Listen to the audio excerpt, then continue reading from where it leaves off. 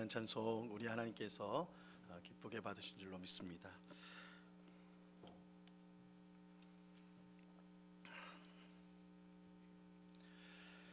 우리는 한 주간 동안 기본을 습관화하라는 주제로 말씀을 들었습니다.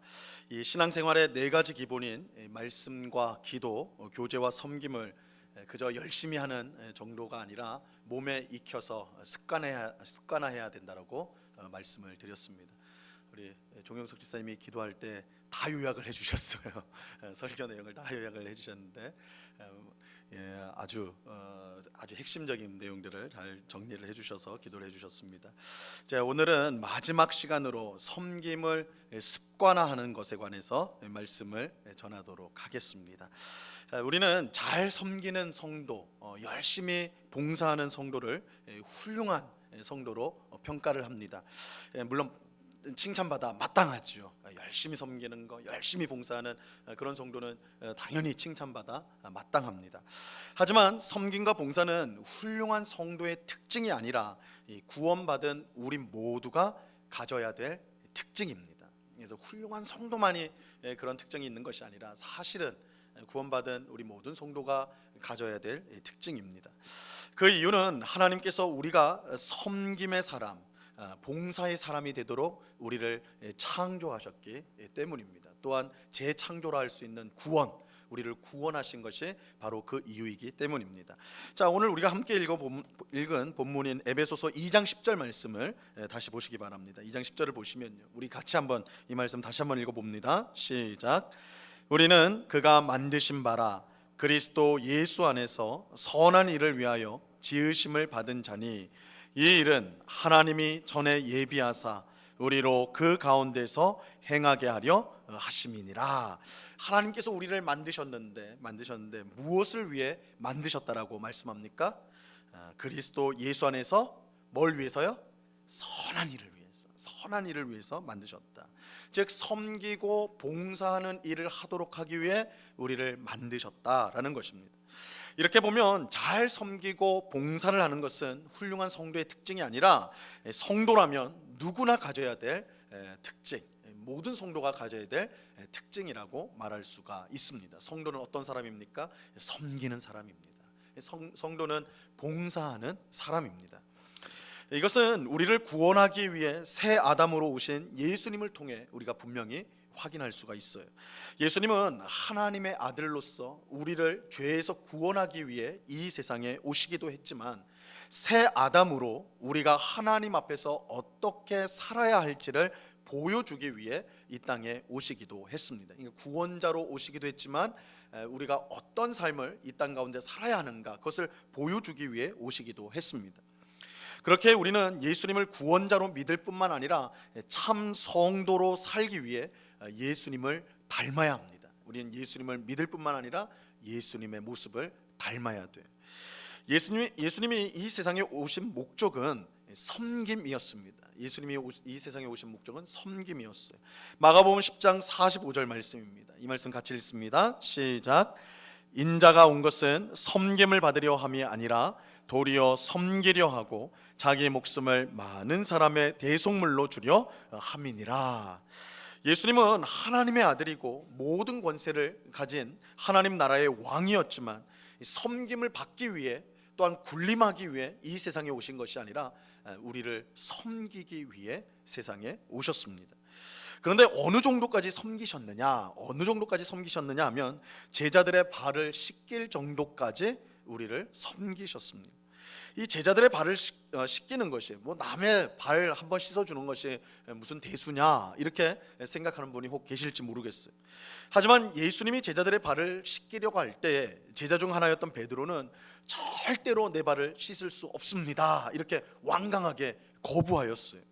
그 이유는 그 당시 다른 사람의 발을 씻는 이 일은 종이 하는 일이었기 때문입니다. 다른 사람의 발을 씻어주는 것은 종이었어요. 그러니까 예수님이 제자들의 발을 씻긴다는 의미는 그들의 종이 된다라는 의미인 것입니다. 이 베드로가 그거를 너무나 잘 알기 때문에 절대 내 발을 씻을 수 없습니다. 어떻게 하나님의 아들을, 우리의 구원자를 종 취급을 할 수 있겠습니까? 종으로 만들 수 있겠습니까? 절대 내 발은 씻을 수 없습니다. 이렇게 거부하였던 것입니다. 하지만 예수님은 끝내 제자들의 발을 다 씻어 주셨어요. 그리고 이렇게 하신 이유를 요한복음 13장 14절과 15절에서 이렇게 밝히셨습니다. 내가 주와 또는 선생이 되어 너희 발을 씻었으니 너희도 서로 발을 씻어주는 것이 옳으니라. 내가 너희에게 행한 것 같이 너희도 행하게 하려 하여 본을 보였노라. 하나님 나라의 왕이신 예수님은 친히 제자들의 발을 씻어주심으로 종이 되셨어요. 종이 되셨어요. 이것은 예수님의 말씀처럼 천국에서 가장 큰 사람은 자기를 낮추어 섬기는 사람이기 때문입니다. 예수님은 자신을 하나님 나라의 왕으로서 내가 왕이다 이렇게 분명히 밝히셨는데, 그런데 제자들의 발을 씻김으로 그들의 종이 되셨거든요. 이 말은 하나님 나라에서 가장 큰 자는 바로 섬기는 사람이라는 것을 분명히 알려주기 위해서였습니다. 이 섬기는 사람이야말로 천국에서 가장 큰 사람입니다. 예수님은 제자들에게 너희도 나처럼 행하라. 너희가 천국에서 큰 자가 되려고 하느냐? 그렇다면 나처럼 다른 사람의 종이 되어 섬기는 사람이 되어야 한다. 이렇게 말씀하셨습니다.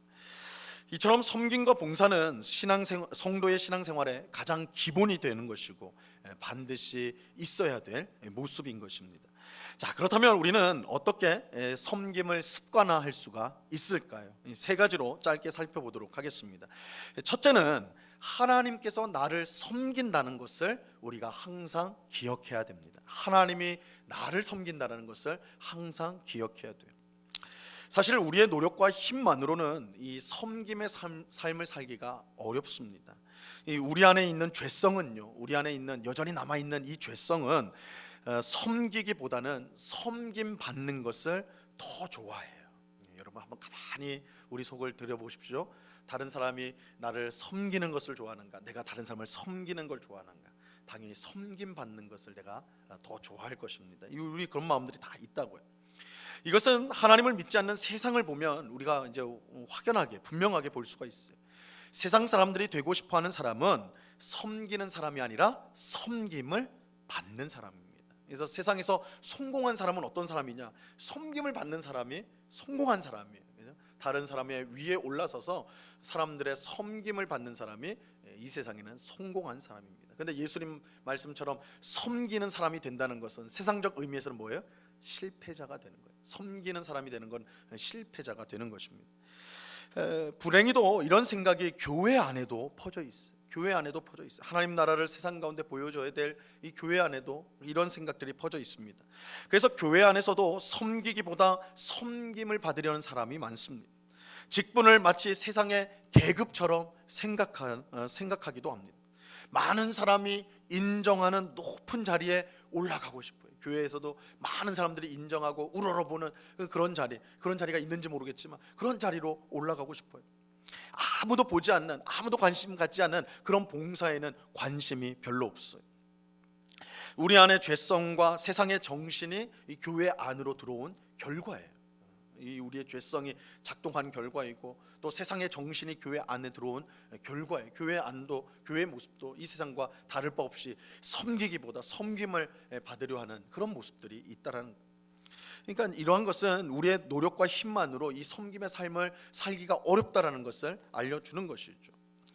우리가 섬김의 삶을 살기 위해 무엇보다 필요한 것은 하나님이 나를 섬기신다는 것을 항상 기억하는 것입니다.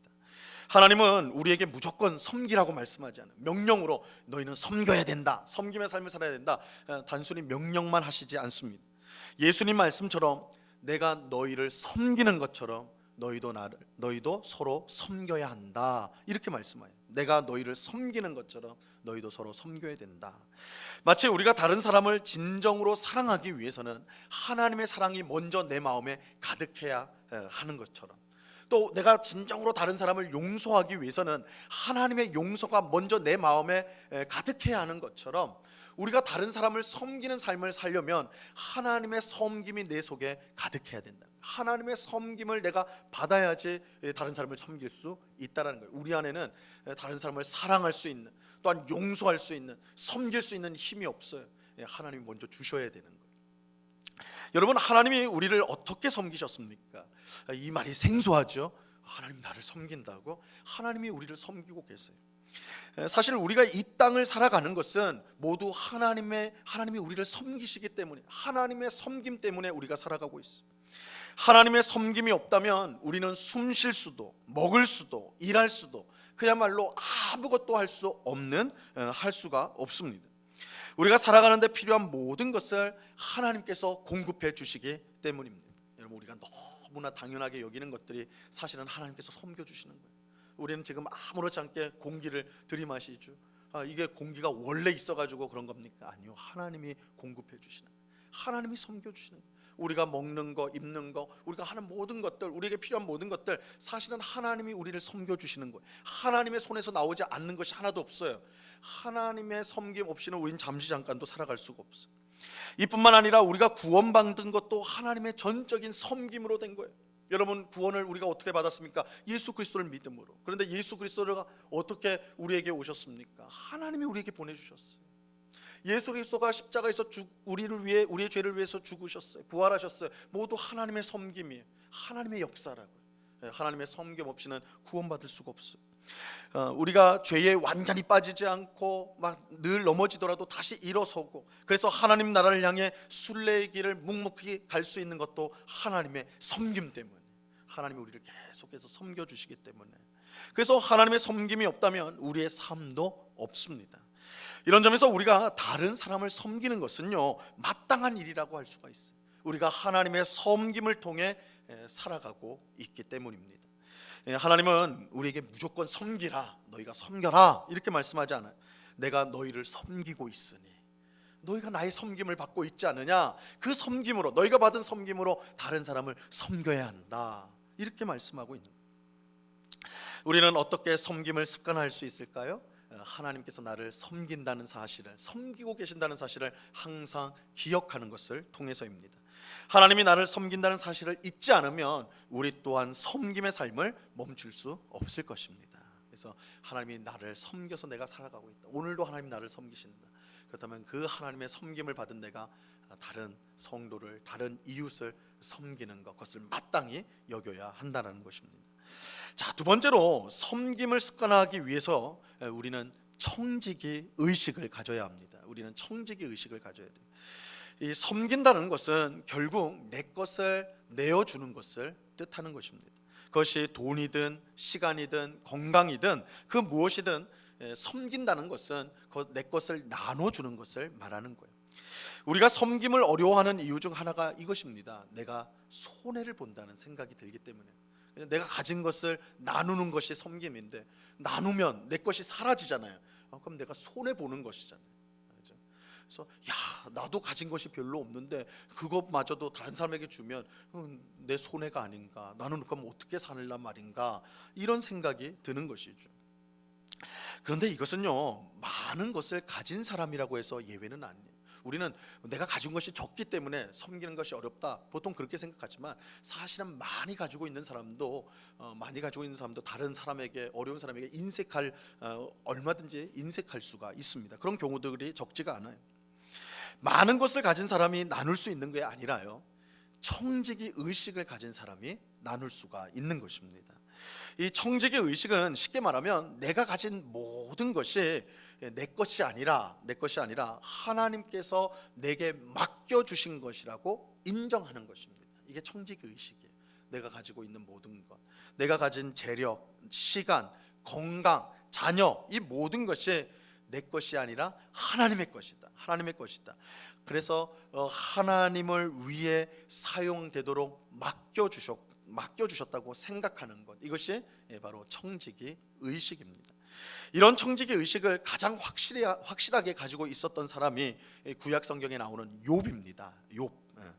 이 욥기 1장 21절에서요, 욥이 이렇게 고백하였습니다. 이 고백이 우리 모두의 고백이 되기를 바랍니다. 이 고백을 같이 한번 읽어봅니다. 시작. 이르되 내가 모태에서 알몸으로 나왔사온즉 또한 알몸이 그리로 돌아가올지라. 주신 이도 여호와시요 거두신 이도 여호와시오니 여호와의 이름이 찬송을 받으실지니이다 하고, 이 고백이 언제 나오냐면 욥이 한순간에 10명의 자녀들을 잃어버리고 자신의 그 많던 전 재산을 한 번에 다 날려버렸어요. 바로 그 순간 했던 고백이 이 고백이에요. 욥은 자신의 모든 것이 사실은 하나님께서 맡겨주신 것. 그러니까 하나님이 주신 이도 하나님이시요, 그죠? 하나님이 맡겨주신 거예요. 하나님이 맡겨줬고, 그렇기에 하나님이 지금 자신의 것을 다 취하가셨을 때 그것이 당연합니다. 하나님의 것이니까 하나님이 가져가시는 것이 당연합니다. 이렇게 고백을 하였습니다. 이 욥의 고백은 그가 청지기 의식을 가지고 있었다는 것을 보여주는 고백이라고 할 수가 있죠. 우리는 욥처럼 내 것이 하나님의 것임을 분명히 알아야 합니다. 그럴 때 우리는 하나님과 이웃을 위해서 기꺼이 즐거운 마음으로, 막 억지로가 아니라 쥐어짜서가 아니라 기쁜 마음으로, 즐거운 마음으로 자원해서 나눌 수가 있는 거예요. 섬길 수가 있는 거예요. 하나님께서 교회의 부흥을 위해서 귀하게 사용했던 조지 휘필드라는 목사님이 있습니다. 저로부터 약 한 300년 전에 활동했던 목사님인데요.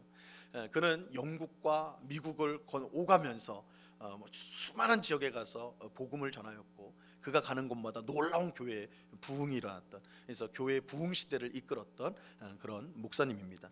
그는 사람이 감당할 수 없을 만큼 많은 곳을 돌아다니며 설교를 했어요. 정말 초인적인 힘으로, 뭐 지금처럼 비행기가 있는 것도 아니고 말을 타면서 걸어 다니면서 여러 수많은 지역들을 돌아가면서 이제 복음 전파에 힘썼거든요. 그래서 그가 움직인 지역들을 생각하면, 야, 이거 어떻게 사람이 이렇게 감당할 수가 있는가? 그 많은 설교를 어떻게 이렇게 감당할 수 있는가? 이렇게 혀를 내두를 정도로 굉장한 사역을 했는데, 그가 그렇게 초인적인 수고를 한 이유, 섬김을 한 이유는 그가 한 말에서 우리가 그 이유를 알 수가 있어요. 그가 뭐라고 했냐면, 유명한 말인데, 나는 녹슬어 없어지기보다는 닳아서 없어지기를 바란다. 이 고백을 했어요. 나는 녹슬어 없어지기보다는 닳아서 없어지기를 바란다. 이렇게 말을 했습니다. 정말 멋있는 말이죠. 여러분, 우리는 세상의 것을 계속 쌓아놓고, 그죠? 우리는 쌓아놓는 거 잘하잖아요. 계속 모아놓고, 계속 부족한 것처럼 쌓아놓잖아요. 쌓아놓고 그것이 녹슬어 없어지는 것을 보며 살고 있지 않나요? 우리 마치 냉장고에 막 음식물들 이것저것 다 집어넣고는 다 까먹어버리고 나중에 보니까 다 썩고 기한이 지나가서 버려버리는 그런 일들처럼 계속 모으기는 하는데, 쓰지는 않고 모으기는 하는데 나중에 돼 보니까 쓸모가 없는 것이 되어버려서 다 버리는 그런 삶을 살고 있지 않은가 하는 거예요. 아니면 내게 있는 것이 하나님께서 맡겨주신 것임을 알고 하나님과 이웃을 위해 기꺼이 사용하여서 닳아 없어지는 것을 보면서 살고 있습니까? 어떤 쪽의 삶을 우리는 살고 있나요? 막 모아서 나중에 쓸모없어서 녹슬어서 버리는 것입니까? 아니면 하나님께서 맡겨주신 것인 줄 알고 열심히 하나님과 이웃을 위해 사용하여서 닳아서 없어지는, 이거는 없어진다는 점에서는 똑같지만 완전히 다른 거죠. 그죠? 가치가 다른 거죠. 녹슬어 없어지는 거하고 닳아 없어지는 거하고는 완전히 차원이 다른 것이죠.